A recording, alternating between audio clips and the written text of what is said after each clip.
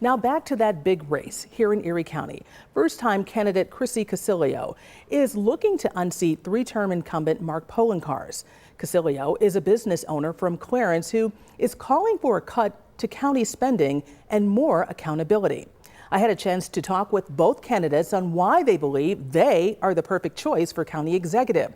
Let's hear first from the current county executive, Mark Poloncarz. Well, when I came off the election stage in 2019, I really didn't think I'd be running for a fourth term, but I had no idea that I would, within a few months after the election, be dealing with the COVID-19 pandemic, 2 years of that. And then, of course, we dealt with the terrible mass shooting last May, and we immediately had to respond to that. And then we had the November snowstorm, the December blizzard.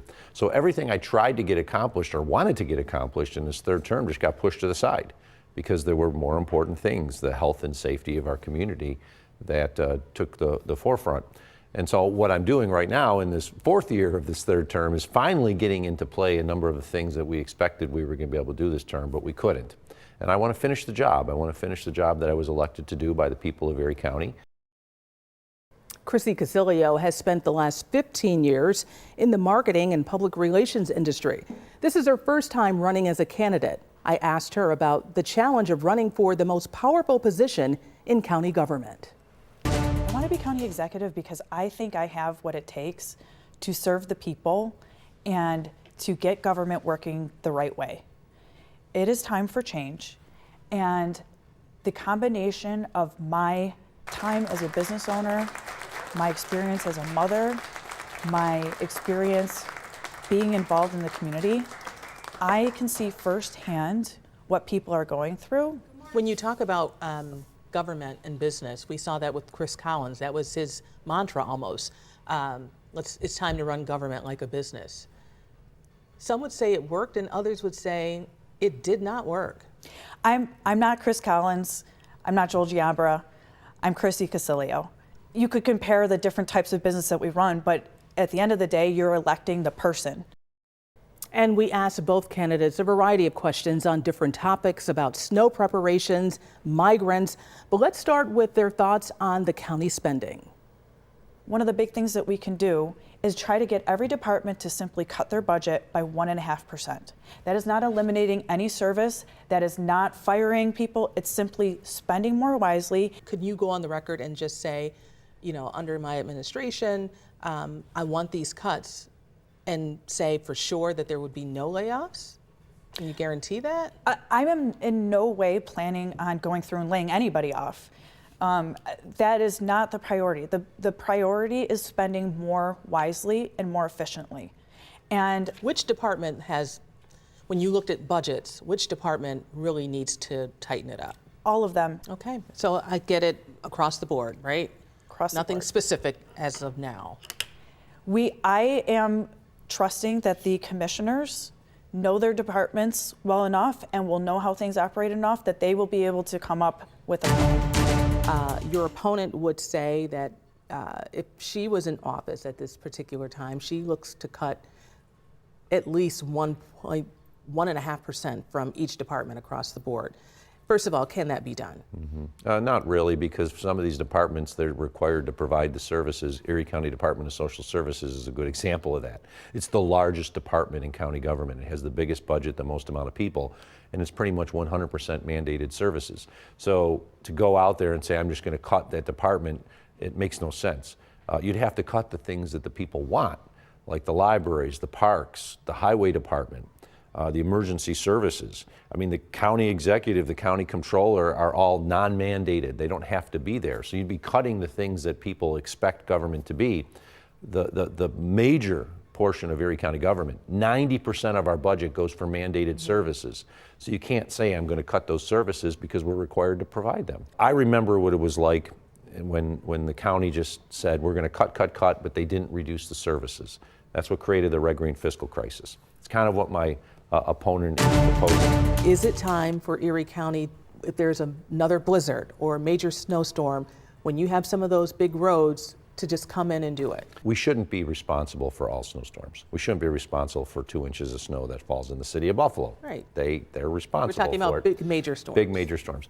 But we have assisted the city. We assisted the city in the November snowstorm. We assisted the city in the blizzard. The county did take over literally 1/3 of the city of Buffalo, and we had it open within 36 hours. I think what we're worried about and what was concerning to me is the city was really not, did not have the supplies, the equipment, or the personnel that would be at the ready to handle many of these major storms. So what I'm glad to say is the city is, I think, taking some real appropriate action, and I commend Mayor Brown for doing it, because I know it's expensive, but it's the right thing to do. Should Erie County take over plowing services in the city during big storms? That's not our job. The job is collaboration and working together and coming up with the best plan collaboratively. But of course, if we find mutually that it is beneficial to be of assistance, that's of course something that we should and could look at. But thinking back to the storm, if you were county executive at that time, would you think that the best thing at that time would have been, hey, we have county plows, they've already taken care of the suburbs, some of the rural areas, we can come in and help? Do you think that would have worked? That probably would have worked. If I were county executive, I would have had a lot better preparedness in place. We knew about the extremeness of this storm days beforehand. The Monday and Tuesday before the storm, the National Weather Service was calling it historic. And our county executive had contests on his social media of what we should name the storm. What would you have done, though? Forget about him. What would you have done? Preparedness. The National Guard should have been in prior to the storm even touching Lake Erie. We should have been shut down easily the night before, but that decision wasn't made because we seem to have prioritized keeping businesses open versus keeping people safe. The migrant issue, you have been hot about that, highly critical of them coming here. Absolutely. Why? Well, back in May, when this conversation first started, I simply asked for a pause for us to get all of the information needed. We were told that the migrants were vetted. That was a lie. We were told that it was not going to cost Erie County taxpayers a dime. That was also a lie. So what would you do? Well, They came. they right? came. So yes. what do you do? You're a county executive. New York City sends migrants here. They're on your doorstep. What are you going to do? So it's the same way of how they got here. They will have the options of going back. And But how? How do you do that? buses, the same way they came here. You would The same way they came here. get buses or charter We buses? would do what we need to do to reverse course, because in addition to being lied to, we clearly do not have the proper systems in place to be able to accommodate them. What about your opponent who says that she said that we have a county executive that is clearly making decisions that appeases Albany first? That's not Does true. that characterize you? No, I make a decision on what I think is appropriate for our community.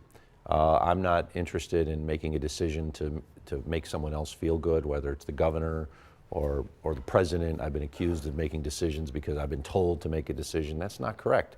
I'm making decisions that I think are appropriate for our community based on discussions with the people in our community.